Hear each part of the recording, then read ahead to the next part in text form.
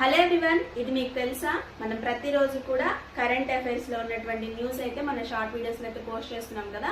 So ఈ రోజు వచ్చేసి న్యూస్ లో ఉన్నటువంటి ఒక ఇంపార్టెంట్ అంశం ఏంటో చూద్దాం. Project cheetah. ఈ ప్రాజెక్ట్ చీతా ఎందుకు న్యూస్ లో ఉంది అని అంటే, ముందుగా 1952వ సంవత్సరంలో జవహర్లాల్ నెహ్రూ గారు మన భారతదేశంలో చిరుతలు అంతరించిపోతున్నాయి అని చెప్పేసి, చీతాస్ అంతరించిపోతున్నాయి అని చెప్పేసి చెప్పడం జరిగిందనమాట. అయితే దానిలో భాగంగా 2022వ సంవత్సరంలో మన ప్రధాని మోడీ గారు ఏం చేశారంటే ప్రాజెక్ట్ చీతా అని చెప్పేసి దీన్ని ప్రవేశపెట్టారు.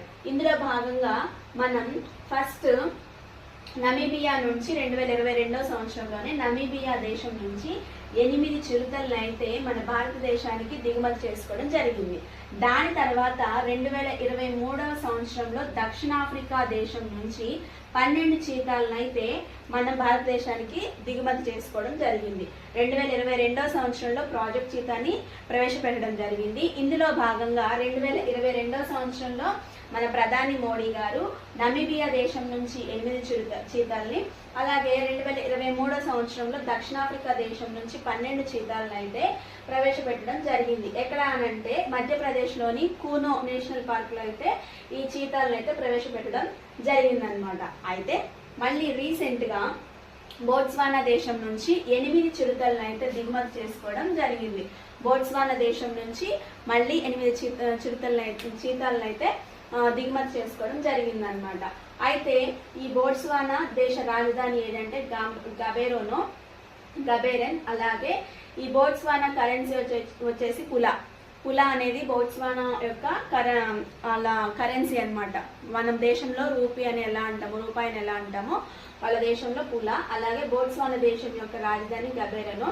అలాగే మన దేశంలో ఎక్కువగా ఈ చీతాలు సంరక్షించబడే నేషనల్ పార్క్స్ ఏమైనా ఉన్నాయి అని అంటే, ఒకటి మధ్యప్రదేశ్లోని కూనో నేషనల్ పార్క్, 2 వచ్చేసి గాంధీ వైల్డ్ లైఫ్ శాంక్చురీలో అయితే మన దేశంలో ఉన్నటువంటి చీతాలని భద్రపరచడం అయితే జరుగుతుందన్నమాట. ఇవి బెస్ట్. నెక్స్ట్ వచ్చేసి మన ప్రాజెక్ట్ చీతా గురించి చెప్పుకుంటున్నాం కాబట్టి నేషనల్ చీతా డే ఎప్పుడు అని అంటే December 4th అయితే నేషనల్ చీతా డే అని మనం జరుపుకుంటాము. అంటే next month December 4th national cheetah day అయితే మనం జరుపుకుంటాం అనమాట.